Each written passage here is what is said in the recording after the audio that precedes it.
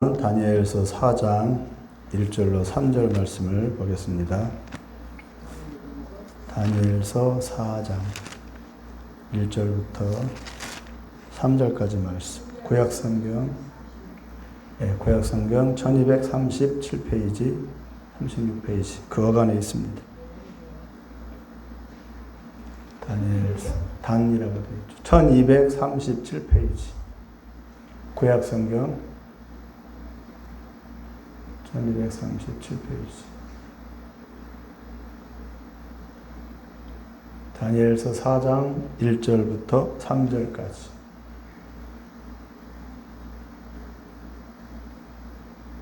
구약성경 1237페이지요.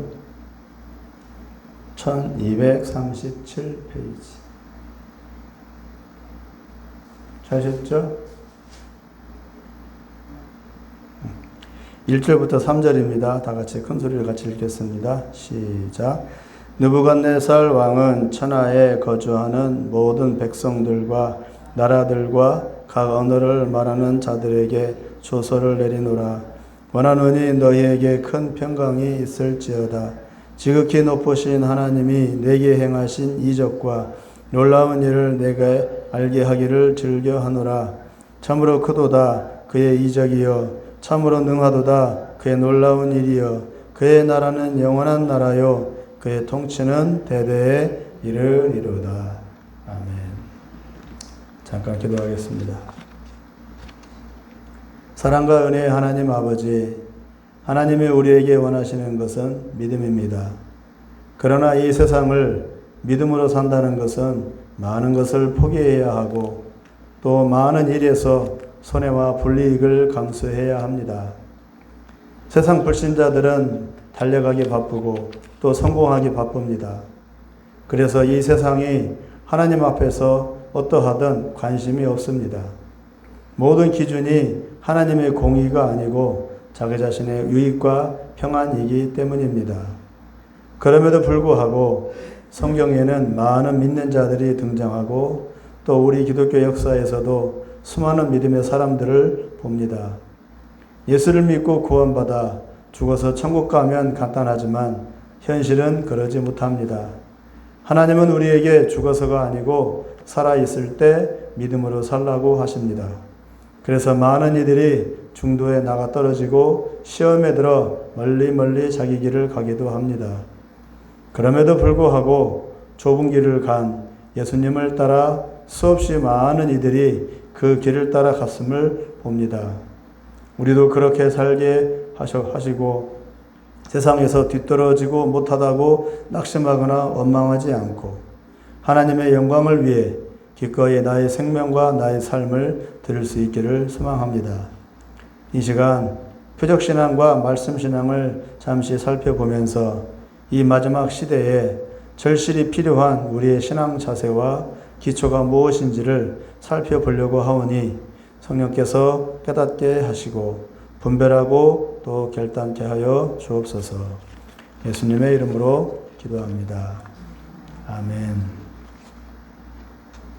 저번 주에 말씀을 나누었듯이 다니엘의 세 친구가 목숨을 걸고 신앙을 지키자 불구덩이에서 걸어나오는 기적을 경험했고 느부갓네살 왕의 입에서 세상에서 하나님만이 유일한 신이라는 그런 고백이 나오기까지 했습니다.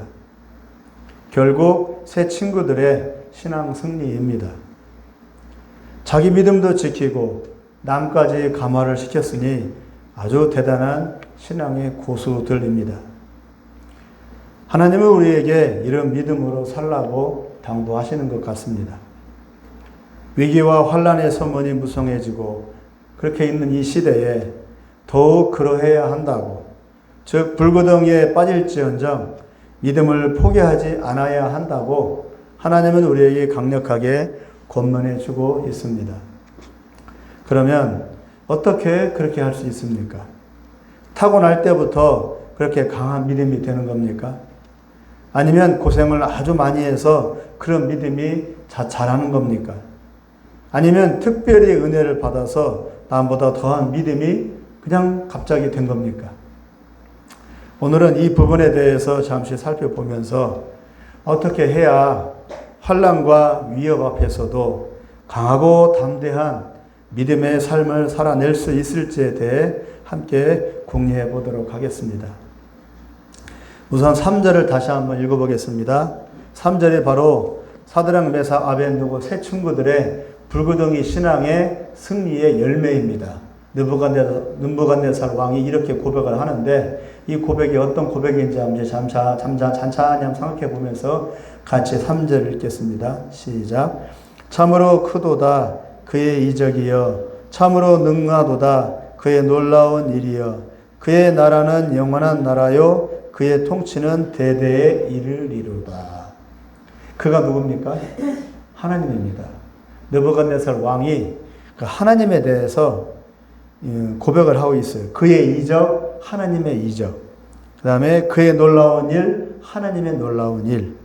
그의 나라, 하나님의 나라에 대해서, 그리고 그의 통치, 하나님의 통치에 대해서 느부갓네살 왕이 대단하다라고 고백하고 있어요. 왜 그럴까요? 느부갓네살은 왕이니까 왕의 관점에서 지금 이 이적들을 보고 있는 거예요. 그래서 하나님을 왕으로 지금 보고 있는 거죠. 어떻게 보면은 이 느부갓네살 왕이 이 하나님을 인정하고 하나님의 위대함과 하나님의 놀라운 능력을 인정하니까 신앙 고백이라고도 할 수가 있겠는데, 달리 보면 아주 순수하고 순결하고 정말 구원받을 그런 신앙의 고백은 아닌 것 같아요. 그냥 왕으로서 고백. 나보다 더한 왕이 있었네 라는 그런 고백 정도로 밖에는 이해가 안 되는 거죠. 그러니까 느부갓네살 왕이 이 고백이 과연 순수한 신앙 고백이냐, 그렇게 보기에는 약간 어려운 것 같아요. 하나님은 인정은 하는데. 그런 점에서 우리가 지금 보고 있는 겁니다. 전제를 그렇게 깔고 있는 겁니다. 세 친구들 사드락, 메삭, 아벳느고에게 황금신상에게 절하지 않으면 불구덩이에 빠뜨려 죽이겠다고 위협했던 그 느부갓네살 왕의 고백이 바로 3절 말씀입니다. 대단한 고백이고 완전히 믿음의 사람이 된 것처럼 말을 하고 있습니다. 유일하신 하나님, 전능하신 하나님, 그리고 모든 것 위에 계신 하나님이라고 떠받들고 있어서 마치 느부갓네살이 기독교인이 된 것처럼 보이지만, 그러나 과연 그가 회개하고 하나님 앞에 무릎 꿇고 엎드렸는지에 대해서는 모릅니다. 성경에 나와 있지 않기 때문에.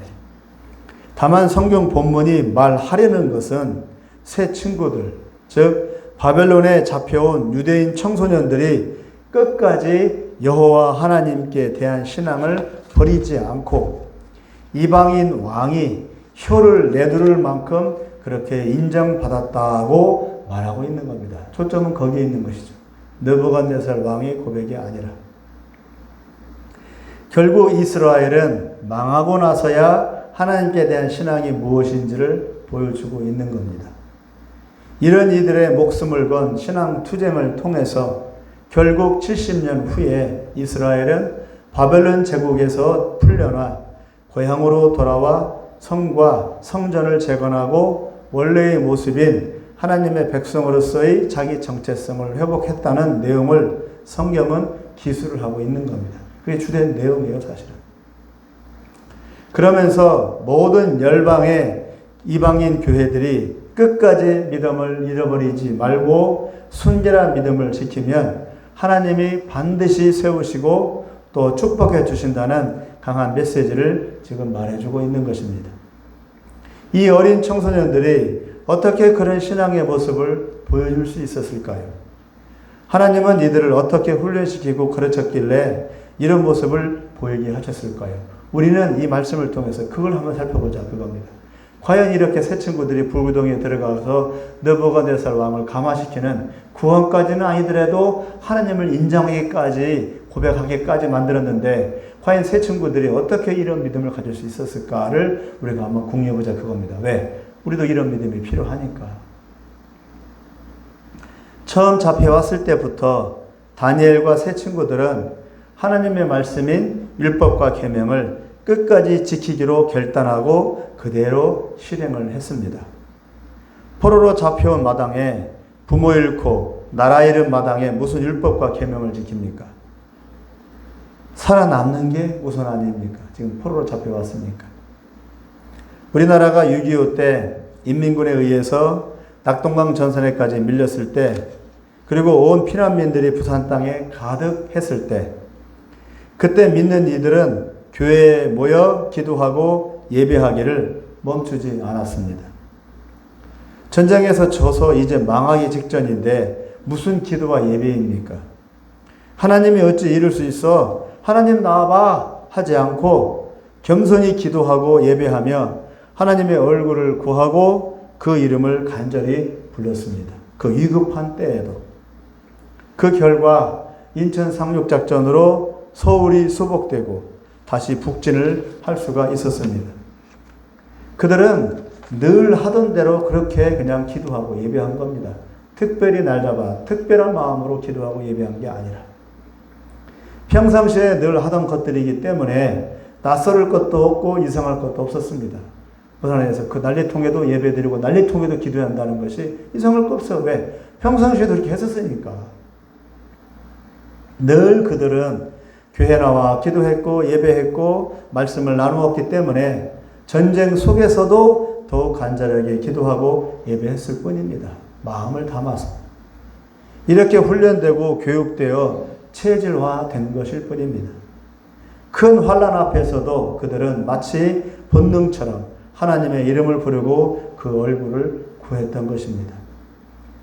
마찬가지로 다니엘과 세 친구 역시 늘 평상시에 기도하고 예배했습니다. 바벨론 제국의 포로로 잡혀오기 전에도, 이스라엘이 멸망하기 전에도 이스라엘 사람이라면은 한 달마다 하루에 3번 기도하고 늘 예배 지키고 늘 기도하고 절기 지키고 지금도 그렇게 하고 있으니까 이스라엘들이 그렇게 해요. 우리 이방인들은 예배가 특별하지만 이스라엘 사람들은 예배가 그냥 일상화되어 있어요. 밥 먹듯이 하고 있는 겁니다. 기도도 밥 먹듯이 해요, 그냥. 그러니까 당연한 거지 뭐. 포로로 잡혀와서도 하는 것은. 유대 관습상 이스라엘 사람들은 하루에 3번 기도했습니다. 예수님 때도 그렇게 3번을 기도했어요. 그러니까 예수님도 똑같이 관습에 따라서 하루 3번 기도한 거예요. 예수님이라고 특별히 기도한 게 아니라. 베드로도 그렇고 요한도 그렇고 야고보도 그렇고 다 그렇게 기도했어요. 유대인이라면 다 하루 3번 기도하니까. 근데 우리는 안 하잖아요. 특별히 마음을 굳혀야 기도를 하지. 그게 일상화가 되지 않으니까. 습관이 아니니까. 절기를 지켰고 율법에 순종했습니다. 그들의 삶의 기준은 자기들의 옳고 그름에 자기들이 스스로 옳다 그러다라고 판단하는 자기 자신이 아니라, 그 기준이 아니라 바벨론의 법질서도 아니고 오직 그 이전부터 조상 때부터 늘 하던 대로 유대의 율법과 관습을 그대로 따르는 것, 그것이 기준이었어요. 그러니 이방인과 유대인이 이게 다른 점입니다. 바벨론 제국 사람들을 전도하고 왕을 설득하고 모르게 성경 공부하고 교회를 개척하는 게 아니고, 그 새 친구들은 바벨론 땅에서 자기들의 부모와 조상들이 늘 했던 대로 그대로 따라서 기도하고 말씀 묵상하고 예배하고 절기에 충실했을 뿐입니다. 그때 했던 것들을 포로로 잡혀와서 이 바벨론 땅에서 그냥 그대로 그냥 실행했을 뿐입니다. 불구덩이에 빠지는 것도 두려워 않고 신앙을 버리지 않았던 것은 그들이 특별한 불체험을 하고 성령 체험을 하고 능력 체험을 하고 불같은 믿음이 있어서가 아니라 그들의 믿음이 대단해서라기보다는 그렇게 하도록 이전부터 교육받았고 습관화되었기 때문입니다. 처음부터 한순간에 불같이 뜨거워져서 순식간에 모든 게 변화하는 그런 예는 흔치 않습니다. 조금씩 아기가 걸음마를 배우고 말을 배우며 커가듯이, 아기가 조금씩 자라가듯이, 아기가 이제 엄마 아빠 하면서 말을 배워가듯이 일상에서 지켜야 할 것을 지키고 버려야 할 것을 버리는 그런 연습, 일상의 연습이 수없이 반복이 되면서 견고하고 풍성한 믿음이 쌓여가는 겁니다. 무슨 뜻인지 아시겠죠? 믿음이 그런 거라고요. 오늘 갑자기 되는 게 아니라. 매 순간 믿음으로 살면 믿음이 쌓여가고, 매 순간 짜증과 분노와 원망으로 살면 그런 사람이 되는 겁니다. 제가 나가고 있는 노가다 현장에 나온 사람들은 그 현장에 왜 나오게 됐느냐? 늘 하는 말이 욕지거리, 늘 짜증, 분노, 원망, 탄식. 그런 경험을 했으니까 그렇게 그런 말만 하는 거예요. 그러다 보니까 늘 일상이 감사합니다. 아이 고맙습니다. 아이 뭐 견뎌야지, 뭐 이겨야지, 이게 아니야. 늘 원망, 입으로 내뱉어요 다 욕지거리로 개발소발 찾아가면서. 그렇게 하니까 그렇게 사는 거예요 그냥. 매 순간 하나님의 뜻에 대한 순종과 인내의 삶을 살면 결국은 어떤 환경에서도 견디고 이겨내어 열매를 맺어가는 신앙 내면으로 변화되어 갑니다.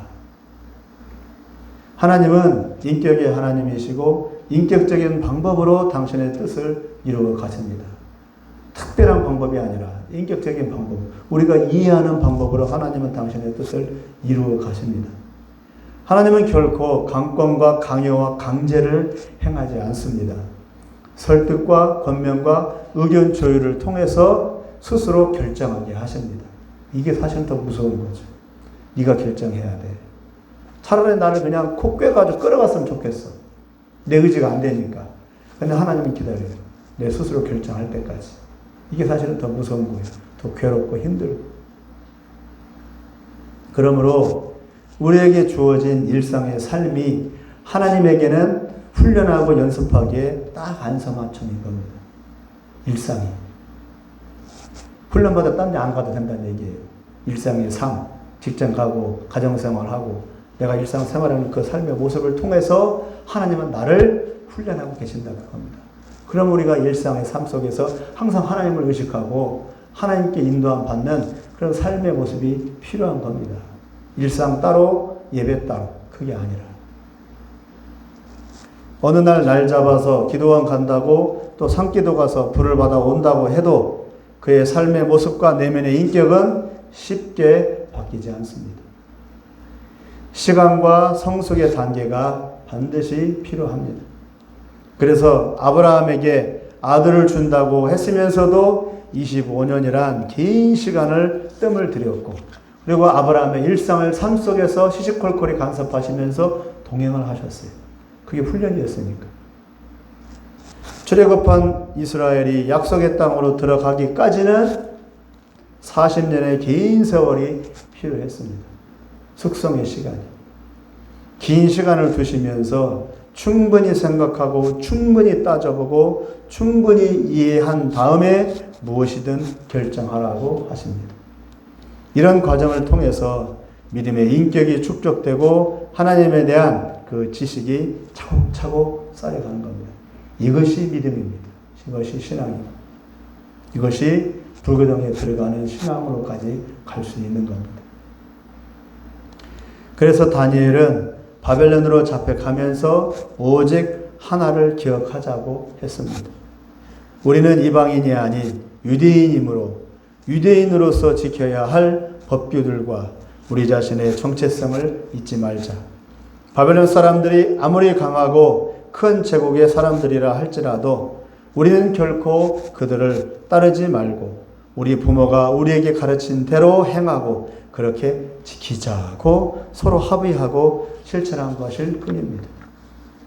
결코 그들은 바벨론에서 반란을 일으키지도 않았고 바벨론 사람들을 설득하거나 회유시키려고 하지도 않았고 따로 구별되어 자기들만 따로 살지도 않았어요.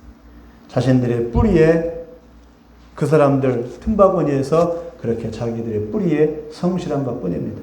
그러니까 좀 왕따를 당했겠죠. 이스라엘 자손들 70명이 애굽으로 들어가 종로로 타면서 200여 년을 살 때에는 완전히 애굽 사람들처럼 변해버려서 자신들이 하나님의 백성 아브라함의 자손인 것을 다 깡그리 잊어버렸어요. 그것을 깨트려 옛 모습을 회복시키려고 40년간 광야 생활을 하게 하신 것입니다. 조금 힘들고 어려워지면 그때마다 다시 하나님과 모세를 원망하며 나 다시 돌아갈 걸 괜히 애굽을 나왔네 하면서 끊임없이 불평 불만을 앞세웠습니다. 왜냐하면 자신들의 정체성을 깡그리 다 잊어버렸기 때문이고 무엇을 붙잡아야 할지를 몰랐기 때문이고 자신들을 존재케 한 그 하나님마저 잊어버렸기 때문에 불평과 불만과 원망만 가득해졌을 뿐입니다. 왜 이 고생을 해야 되지 우리가? 왜 이 고생을 해야 되지? 이유를 모르는 거죠. 믿음이 없으니까. 하나님 분명히 이유를 말씀해 주셨는데 오직 먹고 사는 것, 폼나게 누리는 것 외에는 관심이 없었기 때문에 아무것도 없고 다만 하나님의 말씀만 있는 저 황량한 광야에서의 삶을 그들은 견뎌낼 수가 없었던 겁니다. 그들의 관심은 먹는 거 입는 거였는데 광야에는 뭐밖에 없어요? 하나님의 약속의 말씀밖에 없어요. 먹는 거 입는 거 없어요. 그러니 불만이 가득할 수밖에. 먹는 거 입는 걸 찾아서 애굽으로 다시 돌아갈래 라고 늘상 모세를 원망하고 하나님 원망했어요. 그러다 결국은 그들은 다 광야에서 개죽음 당했어요. 결론은 못 들어갔어요. 가나안 땅에. 그들의 평범한 일상은 노예로 애굽인들을 수발들어 주면서 그들이 주는 보장된 삶을 누리는 것 그것뿐이었습니다. 그게 너무 익숙해져 있었어요. 그러나 다니엘과 세 친구 바벨론의 포로로 잡혀온 이들은 그럴 수가 없었습니다. 이제껏 모세의 율법을 배우고 하나님만 섬겨야 한다고 배우고 그리고 이스라엘이 바벨론 제국에 멸망당한 원인이 뭐냐? 하나님을 경배하지 않았고 하나님 말씀에 불순종했기 때문에 여기까지 이렇게 포로로 잡혀왔다는 것을 그들이 알고 있었기 때문에 그들은 출애굽 때 이스라엘 백성과는 달랐던 것이죠. 우리가 왜 이렇게 망했냐? 우리가 왜 이렇게 포로로 잡혀왔냐? 우리가 왜 우리 부모들이, 우리 조상들이, 우리 어른들이 다 개죽음을 당하고 여기까지 끌려왔냐? 하나님 말씀 거기서 그런 것이 아니냐? 근데 여기까지 와서 우리가 말씀 안 지켜? 그럼 끝나는 거지 뭐. 이제 이스라엘이라는 것은 이제 그냥 지워져 버리는 거지 뭐. 그 출애굽했을 때 이스라엘 백성과는 다른 거죠. 이제는 우리가 살 길은 말씀 지신 것밖에 없다. 말씀 순종하는 것밖에 없다. 말씀 붙드는 것밖에 없다. 라고 했겠죠. 그 결과가 나타난 것이 바로 다니엘과 세 친구로 드러난 겁니다.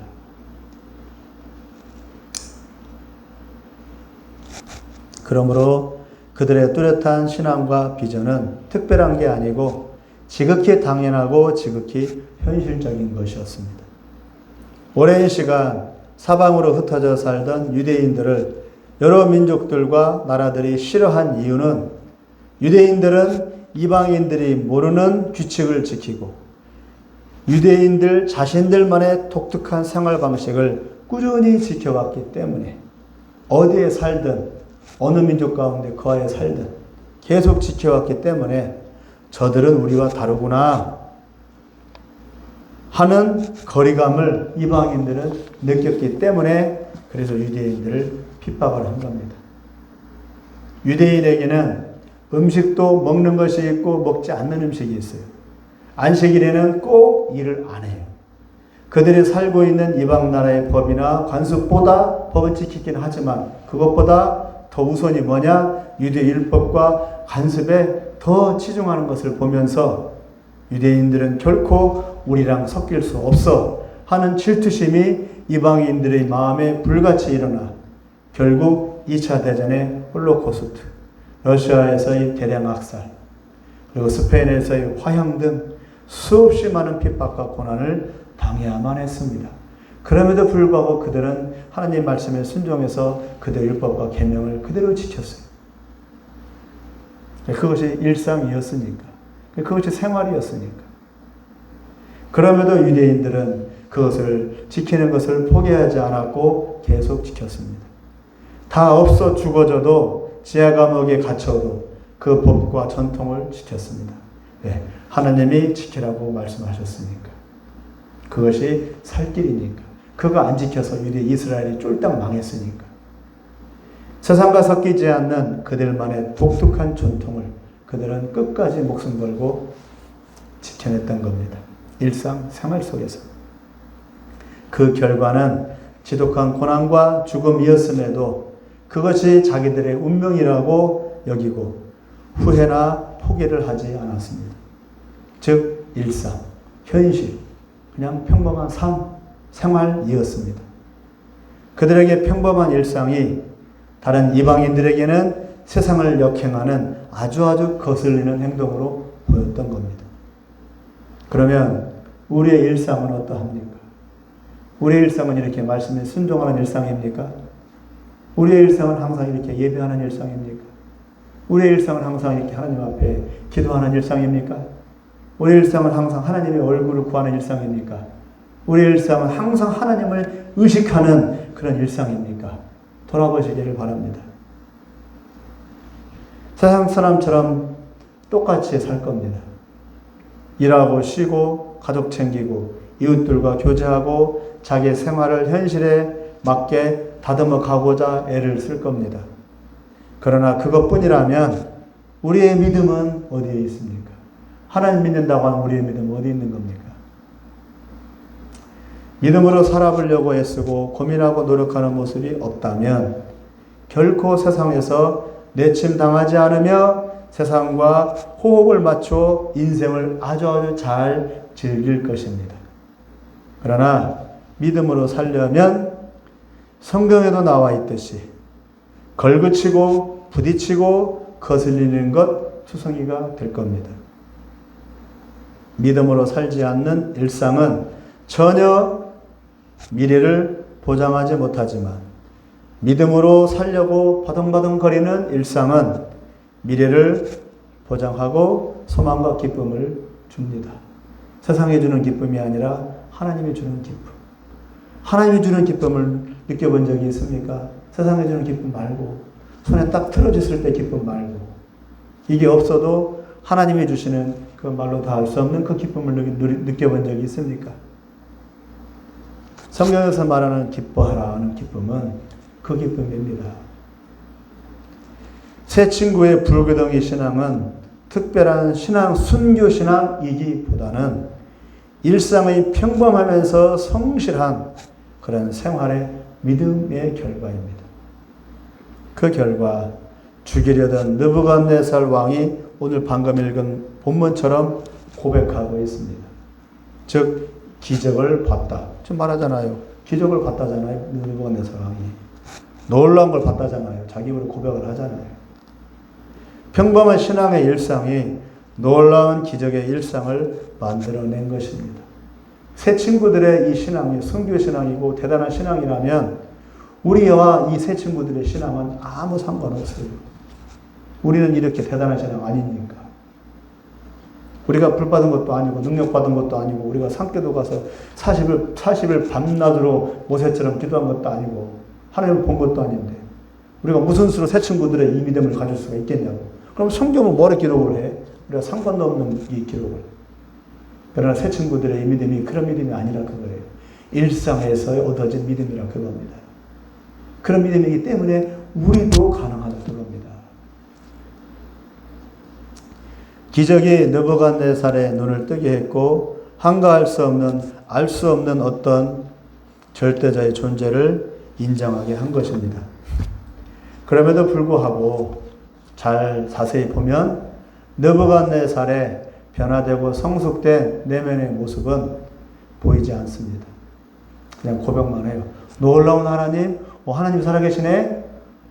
내가 대제국의 왕인데 나보다 더 높은 분이 계시네? 이 정도 고백이 그친다 그겁니다. 오늘 본문의 내용은 신앙 고백이 아니라 그겁니다. 대단한 고백이긴 하지만 다만 새 친구와 다니엘에 대한 신뢰와 인정만이 있었을 뿐입니다. 느부갓네살 왕의 삶이 과연 믿음의 삶으로 변화되었습니까? 느부갓네살이 회개하고 하나님께 엎드렸다는 내용이 나옵니까? 결국 그가 왕 노릇하는 바벨론 제국이 우상숭배를 끊었습니까? 안 끊었어요. 그냥 우상숭배 계속 했어요. 다만 이 고백일 뿐이고, 그러니까 초점 어디에 있다 그겁니까? 느부갓네살이 아니라 이렇게 고백하게 만든 새 친구에게 초점이 주어져 있다 그겁니다. 초점을 거기에 맞춰야 된다 그겁니다. 느부갓네살에 초점을 맞추면 필터가 어긋나는 겁니다. 그러면 이 본문 내용이 잘못 이해되는 겁니다. 더 나아가 결국 이스라엘 포로들이 70년 후에 고향으로 돌아가게 한 것은 바벨론 제국이 아니고 바사왕 고레스 때입니다.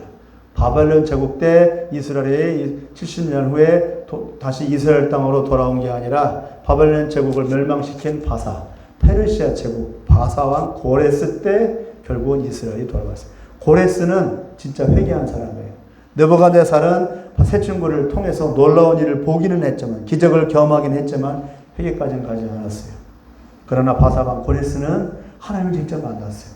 그리고 바사왕 고레스를 통해서 이스라엘이 고향으로 돌아오게 했습니다. 즉 느부갓네살은 기적 앞에 놀라워는 했지만 마음 중심의 회개와 변화는 아니었다는 겁니다. 성경 본문의 주안점은 느부갓네살이 아니고 다니엘과 세 친구의 신앙 승리라는 겁니다. 그리고 그 신앙 승리가 어떻게 왔느냐? 기적을 체험해서 아니라 일상생활 속에서 말씀에 순종하는 그러한 평범한 삶을 통해서 결과적으로 기적이 왔다 그겁니다.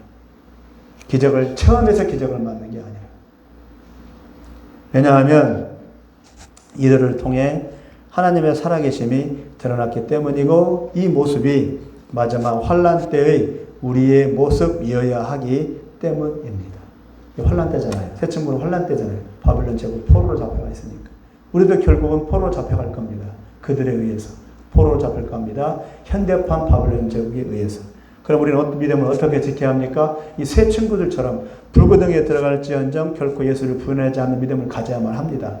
반드시 그래야 합니다. 그러지 않으면 배도가 돼서 지옥 가니까. 그러려면 우리가 어떻게 이 믿음을 가져야 됩니까? 어떻게 해요? 능력받아야 됩니까? 삼기도 가서 불 받아야 됩니까? 일상의 삶 속에서 지켜야 할 것은 지키고 지키지 말아야 할 것은 지키지 않는 일상의 삶의 훈련이 미리미리 쌓여지지 않으면 어렵다 그겁니다. 그걸 말하려고 하는 겁니다. 이 새 친구들은 그렇게 훈련이 된 겁니다. 그래서 순교신앙으로까지 갈 수가 있는 겁니다. 순교신앙은 한순간에 하늘로부터 내려오는 것이 아니라 그겁니다. 그러므로 우리가 늘 살아가잖아요. 일상을. 늘 살아가잖아요. 얼마나 좋아요. 살아가는 삶 속에서 하나님 나를 훈련시켜 주세요. 살아가는 삶 속에서 내가 잘 결단하고 선택할 수 있도록 도와주세요. 매 순간순간. 이것이 차곡차곡 쌓여가게 해주세요. 이런 기도가 필요하죠. 매일 기도하게 해주세요. 매일 말씀 묵상하게 해주세요. 말 하나님 의식하면서 늘 하나님 음성 듣게 해주세요. 일상의 삶에. 날 잡아서 일요일에 한 번씩 와서 예배 드리는 것이 그게 아니고 매일 삶 속에서. 주일날 와서 예배 드리는 것은 일상의 삶의 결과물인 거예요. 여기서 은혜 받고 가서 돌아가서 생활하는 그게 아니라. 그러니까 목사님 잘못 말하는 거예요. 일주일 동안 쉬었다가 일요일에 와서 예배 드리고 거기서 은혜 받고 힘을 얻어서 나머지 힘 가지고서 일주일 생활합시다. 그건 잘못된 말이에요. 일상 생활 속에서 평상시에 늘 하나님과 동행하는 삶을 살아야 된다 그겁니다. 그러니까 스스로 해야 돼요. 스스로 노력하고 스스로 애를 쓰고 스스로 말씀 붙들고. 이 설교는 그렇게 하도록 권면해주는 역할밖에 안 되는 거예요.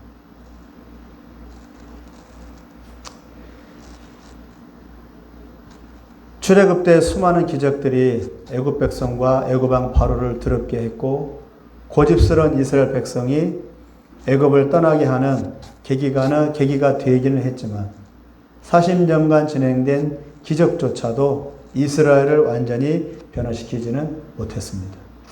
기적은 불을 땡기기는 하지만 그것이 중심과 삶으로의 변화를 이루지는 못합니다. 진정한 변화는 새 친구들의 모습 보여주고 있는 겁니다. 그들이 일상처럼 특별하지 않고 평범하지만 그들의 삶의 모습이 기적을 만들고 이방 왕을 두렵게 했던 겁니다. 새 친구들의 그런 모습의 원인은 바로 평상시에 말씀에 순종하는 삶의 모습이었습니다. 기적은 잠깐의 강력한 스파크이지만 말씀과 순종의 삶은 길게 그리고 전인격으로 변화를 이루게 합니다. 뜨거운 불을 받아 순교하는 게 아니고 약속의 말씀을 붙들고 매일 매순간 인내하며 순종할 때 주를 위해서 죽을 수가 있는 겁니다.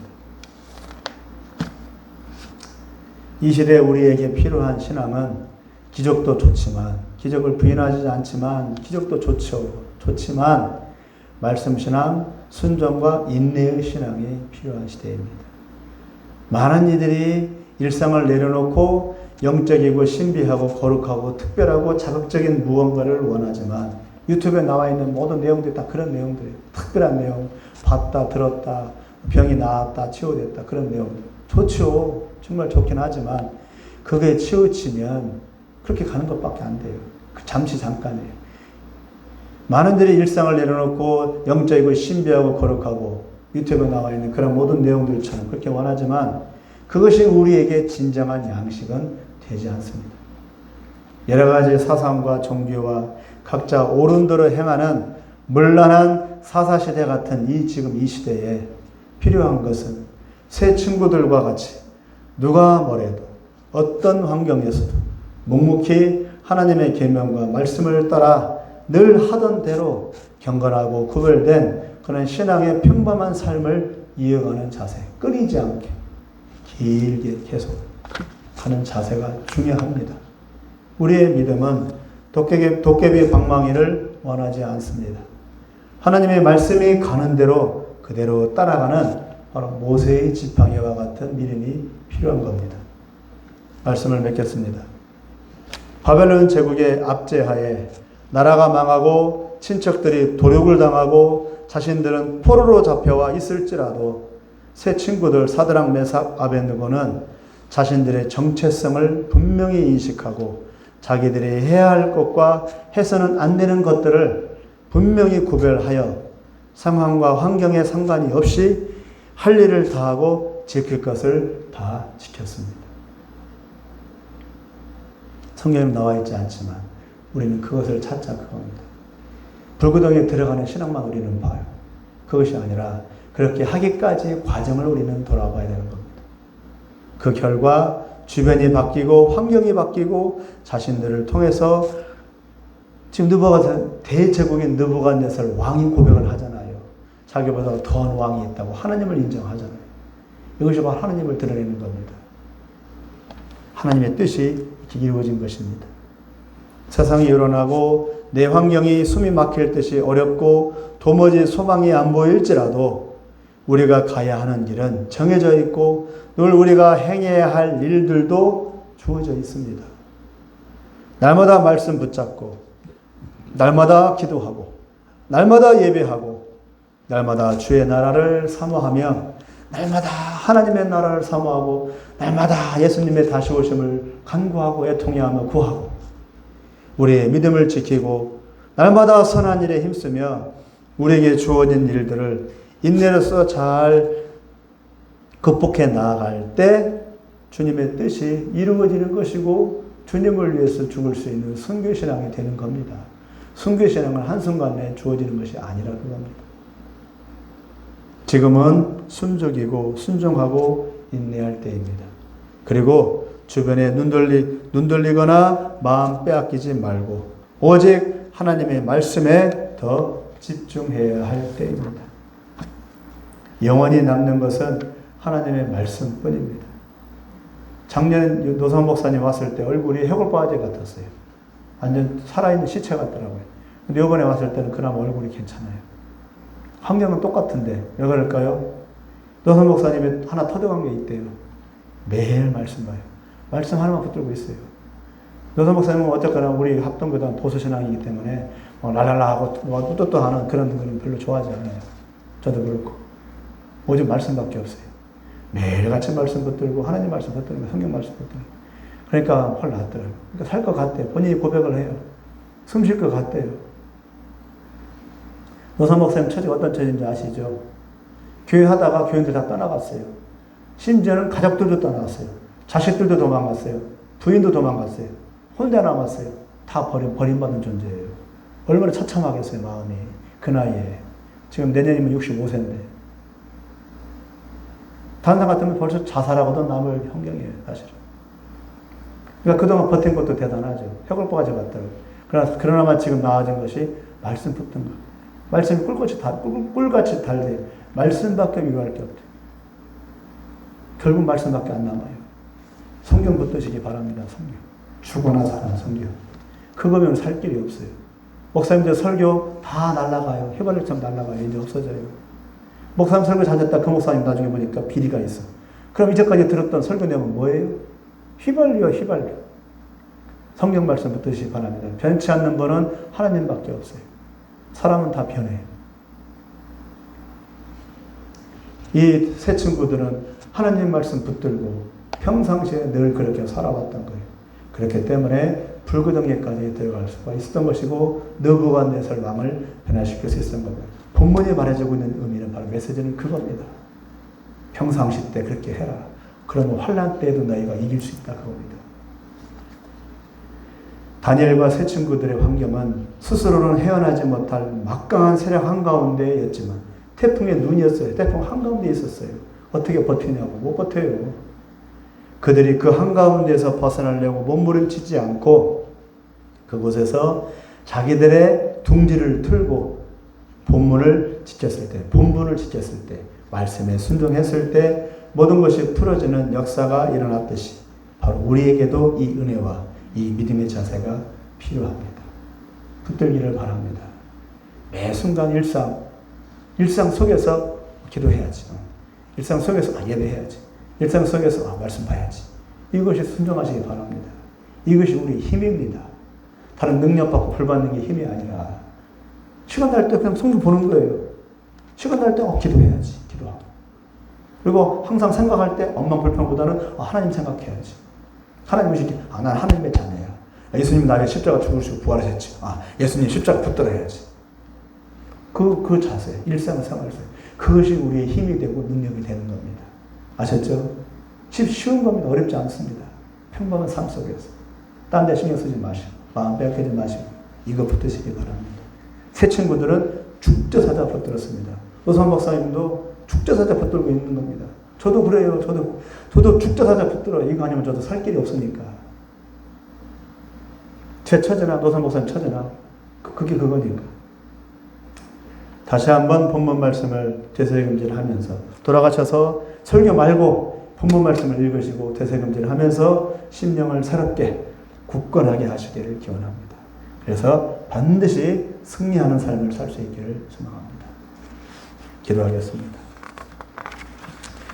하나님 아버지, 오늘도 다니엘서 말씀을 통해서 또 새 친구들의 다니엘과 새 친구들의 그런 삶의 모습을 통해서 우리에게 주는 메시지를 우리가 붙잡습니다. 너희들의 주어진 시간 속에서 너희들에게 주어진 일상의 삶 속에서 최선을 다해라. 말씀 붙들어라. 기도해라. 그리고 하나님을 기억해라. 라고 말씀하십니다. 이것이 너희의 믿음의 능력이고 이것이 너희가 믿음을 쌓아가는 이 밑거름이라고 우리에게 말씀해 주고 있는 것 같습니다. 그랬을 때 너희를 통해서 내가 세상을 변화시키고 너희를 통해서 내가 큰 일을 이룰 것이라고 말씀하고 계십니다. 우리에게 주어진 이 시간들, 우리에게 주어진 이 귀한 것들 소중히 간직하며 우리가 선용할 수가 있도록 은혜를 베풀어 주시고 지혜와 분별력과 결단력을 허락하여 주옵소서. 예수님의 이름으로 기도합니다. 아멘.